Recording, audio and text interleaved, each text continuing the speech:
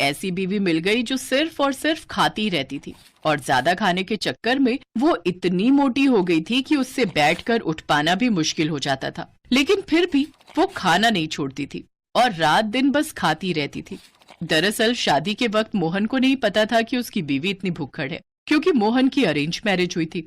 शादी से पहले मोहन अपनी बीवी शेफाली से एक बार भी नहीं मिला था। अपने एक रिश्तेदार के कहने पर उसने उससे शादी के लिए हाँ कर दी थी। मोहन एक छोटा सा ढाबा चलाता था और वही सुनकर शेफाली मोहन से शादी करने के लिए राजी हुई थी। मोहन को इस बात का एहसास तो सुहाग रात में हुआ और देखा शेफाली सिसक सिसक कर रो रही है। क्या हुआ शेफाली, रो मत। घर की याद आ रही क्या? देखो, हर एक लड़की को एक ना एक दिन ससुराल तो आना ही पड़ता है, रो मत। शेफाली ने कहा, मैं उस वजह से नहीं रो रही हूँ। तो फिर क्यों रो रही हो? मुझे भूख लगी है। पूरे 1 घंटे पहले मैंने मिठाई खाई थी, उसके बाद मैंने कुछ नहीं खाया। लेकिन 1 घंटे में तुम्हें भूख कैसे लग गई? मुझे खाने के 5 मिनट बाद भूख लग जाती है। आप 1 घंटे की बात कर रहे हो, मुझे खाना ला कर दो। अब ठीक है, मैं खाना लाता हूँ। शादी का खाना बच गया था। उसमें से मोहन ने शेफाली को बटर नान और छोले ला कर दिया। अरे वाह, ये तो मुझे बहुत पसंद है। शेफाली ने 1 मिनट के अंदर 10 बटर नान खत्म कर दिया और कहा, और नान लाइए। मोहन और 10 नान लेकर आया। शेफाली ने वो भी 1 मिनट के अंदर खत्म कर दिया। और लाइए। अब नान तो खत्म है। तो फिर राइस, बिरयानी और मटन लाइए। मोहन दौड़कर खाना लाने लगा और शेफाली खाती गई। और लाइए। अरे सारा खाना खत्म हो गया शेफाली। मुझे कुछ नहीं पता, मुझे खाना लाकर दीजिए, मुझे मैगी बनाकर दीजिए। इतना खाने के बाद भी शेफाली की भूख खत्म नहीं हुई। मोहन ने एक साथ 10 पैकेट मैगी बनाकर दिया और मैगी खाने के बाद शेफाली ने कहा, हाँ अब थोड़ा ठीक लग रहा है, चलिए सो जाइए। शेफाली रजाई ओढ़कर सो गई। मोहन भी सो गया और नींद में शेफाली एक के बाद एक जहरीली बदबूदार गैस छोड़ने लगी। अरे ये क्या, ये किससे शादी कर ली मैंने? इससे अच्छा तो मैं पूरी जिंदगी अकेला रहता। लेकिन अब पछताए होत क्या जब चिड़िया चुग गई खेत। ये तो बस शुरुआत थी। अगले दिन सुबह उठकर घर की जितनी भी सब्जियां थी शेफाली वो सब कच्ची खा गई। मोहन ने उठकर देखा तो रसोई में खाने के लिए कुछ भी नहीं था। ये क्या, यहाँ तो कुछ भी नहीं है। मुझे क्या पता, मुझे भूख लगी थी इसीलिए मैंने सब कुछ खा लिया। अब मुझे दोपहर को फिर से भूख लगेगी, तब मैं क्या खाऊंगी? ठीक है, मैं ढाबे से तुम्हारे लिए खाना भेज दूंगा। मोहन बिना नाश्ता किए ढाबे पर चला गया, लेकिन उससे शेफाली को कोई फर्क नहीं पड़ा। वो बस खाने के बारे में ही सोचने लगी। दोपहर को ढाबे से मोहन ने 2 प्लेट बिरयानी भेज दिया, लेकिन 2 प्लेट बिरयानी खाकर भी शेफाली का पेट नहीं भरा। शाम को मोहन के लौटने पर शेफाली जोर जोर से रोने लगी।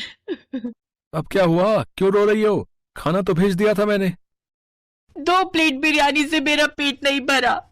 आपको तो पता है मैं कितना खाती हूँ, मुझे कम से कम 20 प्लेट बिरयानी चाहिए। 20 प्लेट? शेफाली मैं गरीब हूँ, ढाबे से ज्यादा पैसा आता नहीं है। ऊपर से तुम इतना ज्यादा खाओगी तो कैसे चलेगा बताओ? और अपना वजन देख रही हो? अरे ऐसे ही वजन बढ़ता रहा तो 100 बीमारियां आकर जकड़ लेंगी तुम्हें। क्या?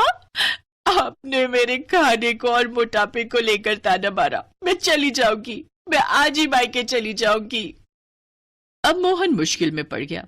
शादी के एक दिन बाद ही अगर बीवी मायके चली गई तो लोग क्या कहेंगे? मोहन शेफाली को समझाने लगा। रो मत शेफाली, ठीक है, मुझसे गलती हो गई, रो मत, मत जाओ मुझे छोड़ के। मैं चली जाऊंगी, अगर आप मुझे खिला ही नहीं सकते हो तो मुझसे शादी क्यों की? मोहन ने अपने मन में कहा। मुझे थोड़ी पता था कि तुम इतनी भुक्कड़ हो, मुझे थोड़ी पता था कि तुम इतना ज्यादा खाती हो। हे भगवान, क्या मुसीबत में डाल दिया मुझे।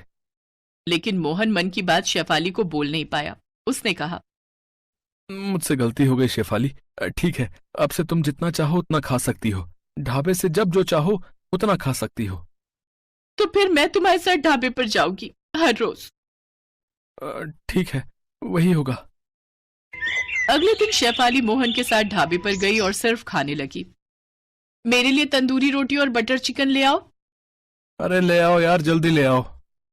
और साथ में तंदूरी चिकन भी ले आना और सिरके वाला प्याज। शेफाली खाती रही और मोहन के कर्मचारी खाना बनाने लगे। लोग खाने के लिए ढाबे पर आए और खाना ना मिलने पर भागने लगे। अरे भैया मेरे लिए रुमाली रोटी और दाल मखनी ले आना है। रुमाली रोटी तो है लेकिन दाल मखनी नहीं है साहब। तो फिर चिकन भरता? वो भी नहीं है। पनीर? वो भी खत्म हो गया है साहब। अरे यार तो फिर है क्या है? ठीक है जाओ, सिर्फ रुमाली रोटी ले आओ, नमक के साथ खा लूंगा। तभी मोहन के कर्मचारी ने चिल्लाकर कहा, रुमाली रोटी भी अभी अभी खत्म हो गई है और रोटी बनाने के लिए मैदा भी नहीं है। अरे यार मुझे इस ढाबे पर आना ही नहीं चाहिए था और कभी नहीं आऊंगा। कस्टमर भागने लगे और शेफाली खाती रही। मोहन का दिल जोर जोर से धड़कने लगा। हे भगवान, ऐसे ही चलता रहा तो मुझे ढाबे पर ताला लगाना पड़ जाएगा। पता नहीं मैंने शादी की ही क्यों।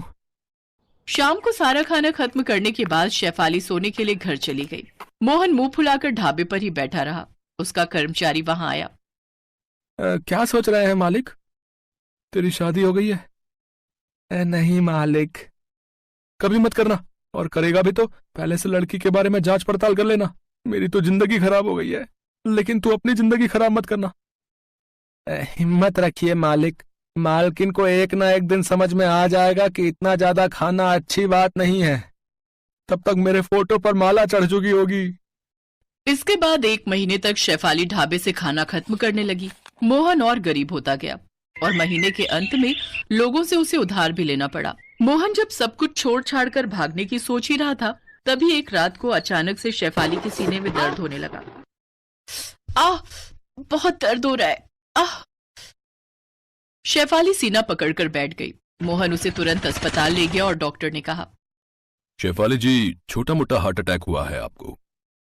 Heart attack? लेकिन कैसे, क्यों? अभी तो मेरी उम्र इतनी कम है। हार्ट अटैक उम्र देखकर नहीं, लाइफस्टाइल देखकर आता है। आपको ये सब खाना बंद करना होगा। आपके शरीर में कोलेस्ट्रॉल बहुत ज्यादा है। मुझे इतनी जल्दी मरना नहीं है, मैं मरना नहीं चाहती हूँ। आपको काम करना होगा, खाना कम करना होगा, नहीं तो फिर से हार्ट अटैक आ जाएगा। शेफाली डर गई और उसके बाद से वो पूरी तरह बदल गई। उसने खाना बहुत कम कर दिया और मोटापा कम करने के लिए वो ढाबे पर काम करने लगी। उससे ढाबे का भी फायदा होने लगा। धीरे धीरे लोग आने लगे और मोहन को मुनाफा हुआ और ऐसे ही भुक्खड़ बीवी पतली हो गई और मोहन अपनी बीवी के साथ खुशी खुशी रहने लगा।